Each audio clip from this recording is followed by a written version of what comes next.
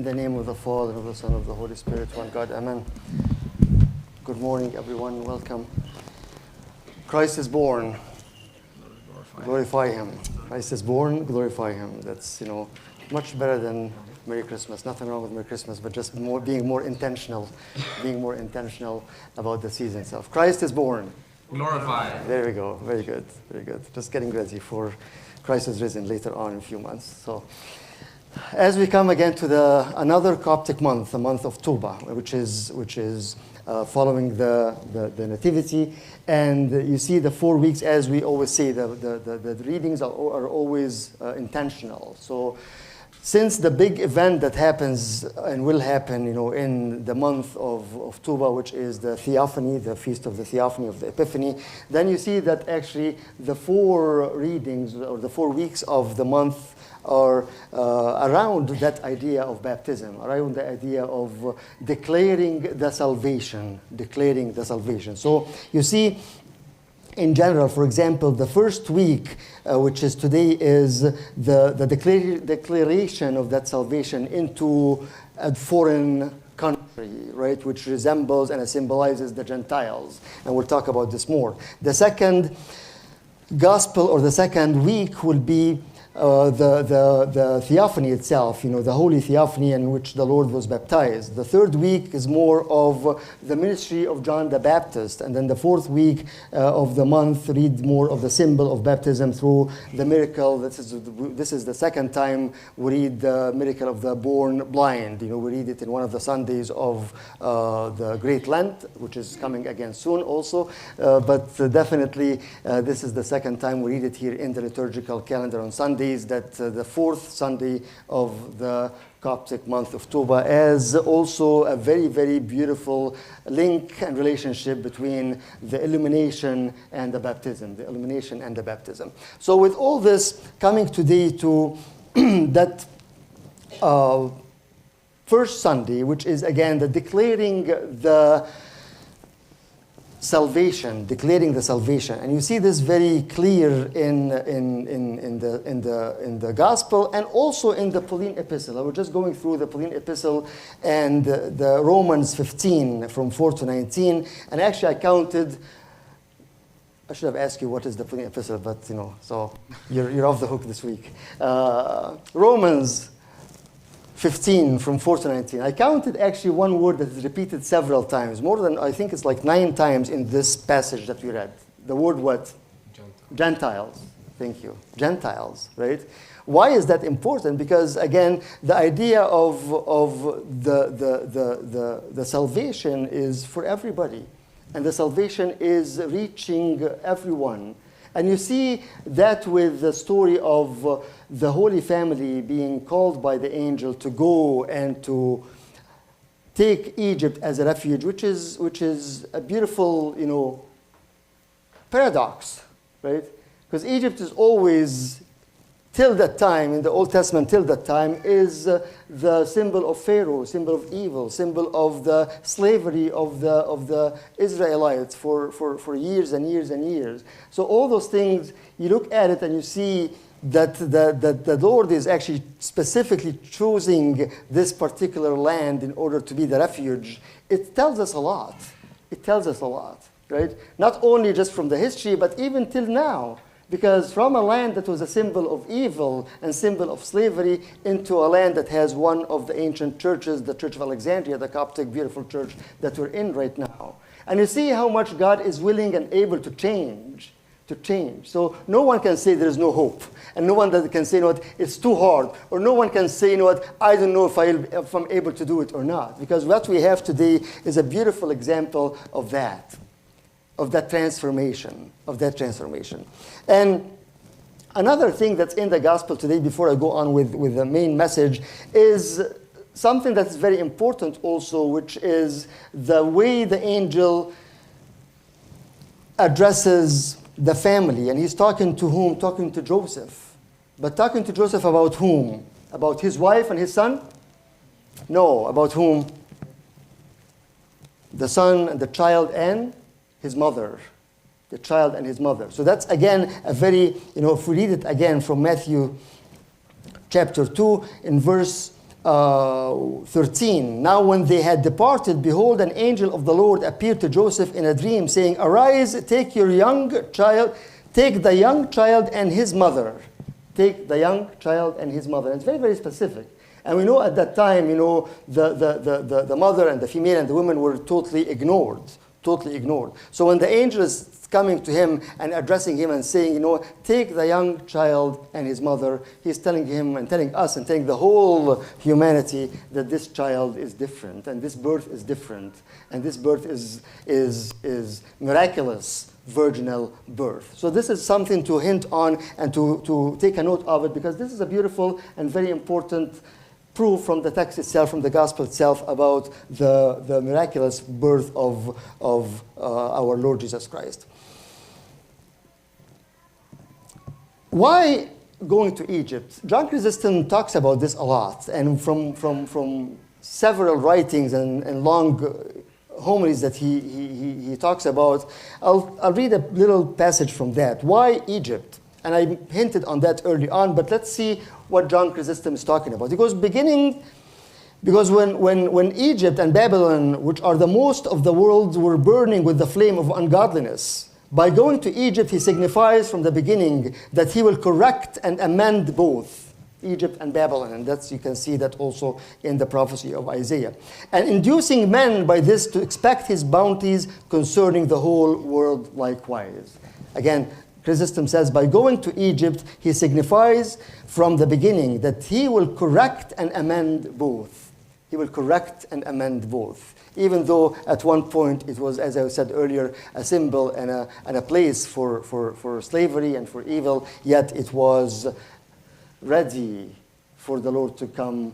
And we have lots and lots of tradition in the Coptic Church about the Holy Family and the journey that they took and the impact that they had in each place that they stopped at.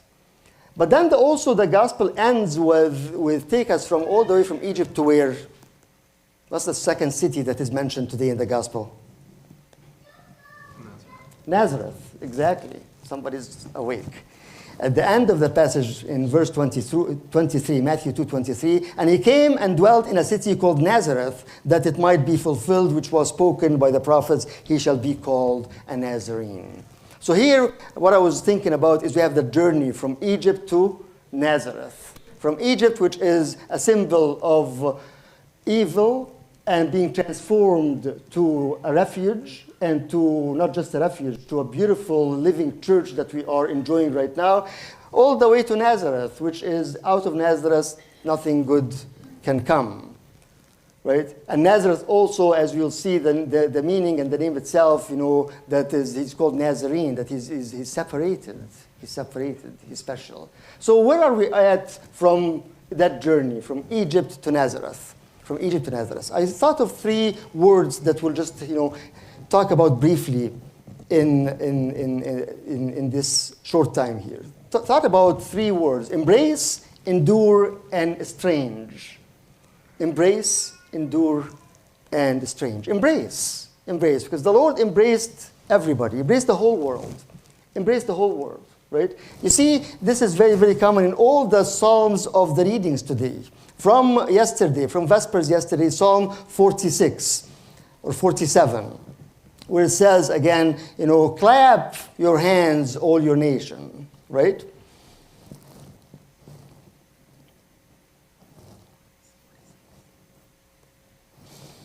Oh, clap your hands, all you people. Shout to God with the voice of triumph, for the Lord Most High is awesome. Clap your hand. By the way, this is what we do. We do this, or I do this at a certain point of the liturgy.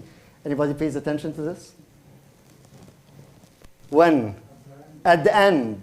At the end. This is the beauty of the church. At the end of the service, after we are united with the Lord in the Eucharist and everything, and then you'll see me at the end going around and clapping my hand and going around and kissing the four corners of the altar. I'm not just making a show here. No. I'm actually reciting this particular psalm. Clap your hands, all nations. Why? Because that is the salvation that we just have enjoyed, we just have received, we just have united with him through the Eucharist. So that's why, the priest in the ritual and the rubrics of the church, that we go around the altar and really clap the hand and kiss the altar and say, and recite this particular psalm. Clap your hands, all you nations, shout with a voice. Why? Because the Lord has reigned, because the victory is ours. Right? The second thing also in Matins, Psalm this morning also, Psalm 92, the Lord reigns, he is clothed with majesty, the Lord is clothed with, he's girded himself.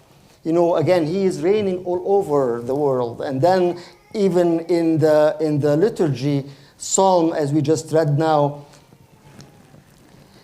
Psalm 97, the Lord has made known his salvation, his righteousness has revealed in the sight of the nations. The Lord has embraced the whole humanity. And as we come together, as we continue the theme that we just started, that we are establishing our Eucharistic community, in order to enjoy that and to live the faith that we're just celebrating, let's embrace everybody. Let's embrace everybody. Not only those who are here, but everybody is everybody. When I started to serve as a Sunday school teacher a long time ago, I was told, if you are teaching, say, the 5th grade, remember that you are responsible of the 5th grade of the whole world. Really? I don't want to do this. No. Why would I be responsible for that? That's what it is. That's what it is. Because we cannot limit. We cannot say, okay, I'm picking and choosing. No, I'm just responsible for 1, 2, 3. But it's the holistic view and the general view that, no, that I, as a Christian, I am responsible for everybody. How many people we meet, how many people we are encountering, how many people that they see us, and the question is, do they see Christ in us or not? Are we able to embrace everybody as he is embracing us? Or we're just focusing on ourselves and that's it? It doesn't work this way. That will be Nativity, and Christmas will be just another day, and then we are not there. The Lord came to us, so what are we doing? What are we doing? Let's embrace everybody. Second thing is endure. Endure. The whole idea of peace on earth and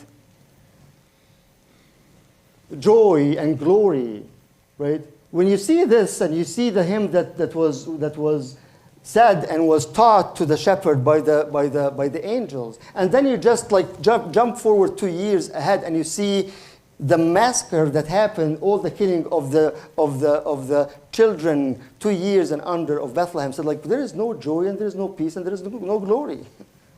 What are we talking about? You said he came to bring peace. There is no peace here.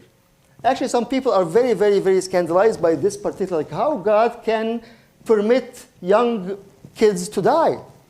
This is not fair. Which God is that?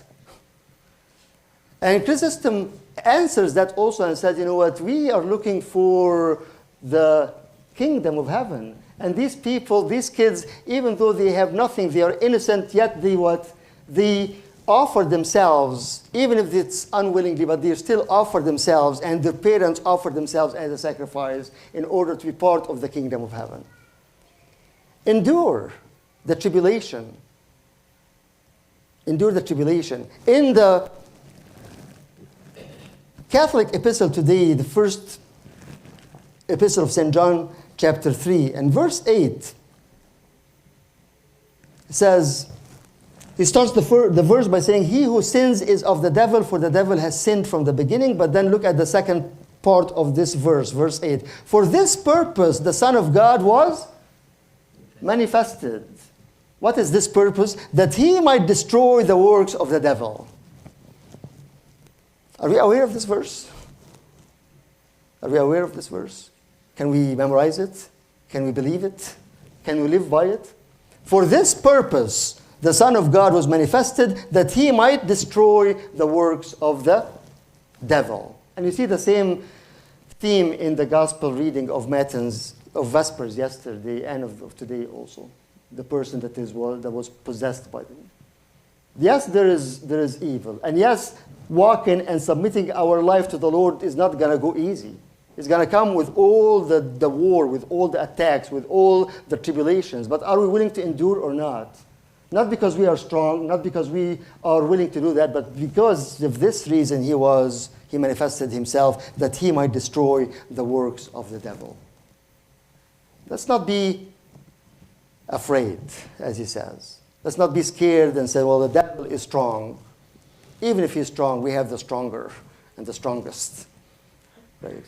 And that's why this is the continuation of that message of the nativity, that he came on earth in order to really be and take our nature. Chrysostom talks about this and said, like, in that evil that was planned against him, why didn't he just perform a miracle and just disappear? Like, do you really have to go all the way from Bethlehem to Egypt on a donkey? Or, again, we have this beautiful icon of the Holy Family, right? And just kind of like trying to depict what does that look like. Couldn't he just perform a miracle? Couldn't he just say, you know what, I'm going to disappear somehow? But Chrysostom says, because he wants to show us that he was truly full human. That's why. He's full human and full divine, yet he wants to really prove and show that he is full human, that he is going through the tribulation as all of us are going. Endure. Are we able to do that, or we want it easy? Sorry to tell you, if you want it easy, we're in the wrong faith. It's not easy. But it's strong. Strong. For this reason he came, in order that he might destroy the work of the devil. And finally, strange. When he came to Nazareth, leaving Egypt and going to Nazareth. Nazareth, as we said, Nazir, or Nazur in Hebrew, is actually separated. Separated. Being strange. Being estranged. Being different. Being different. And that's why, as we are celebrating the Nativity, we need to remind ourselves with this fact, that we have to live a different life. We have to live a different life that really, as it says today in the Pauline epistle, in the Catholic epistle, that we be like him, because we shall see him as he is. We'll be like him. Are we longing for that? Can we start that transformation from now, from here? Absolutely. Every time we come and approach the Eucharist, every time we come and unite with him, we are being transformed and renewed to his image, to his likeness. But that needs that decision from ourselves, that we need to be different. Nazarene is not only in the Old Testament, those who are, we're not required to go and lock up ourselves in a cave or live in a monastery, but we're living in this world. But as the Lord said, you are in the world, but you're not what? From the world. Not from the world. Well, it's hard. Yes, we just said that that's why he came, to give us that victory. To give us that victory. And he who was able to change and transform a whole land into a beautiful witnessing till this day and age for his presence, the beautiful church is able and willing to work with each and every single one of us to transform our lives. He's able to do that. But it's up to us again whether we want to embrace, endure, and estrange, or we want to just celebrate, and that's it. May God give us that understanding and give us the strength in order to really have that trip from Egypt to Nazareth, from transformation into all purification and all unification, and all becoming Christ-like, and living as totally his, with all the heart, all the mind, all the power. To him the glory now and forever, to the ages of all ages. Amen.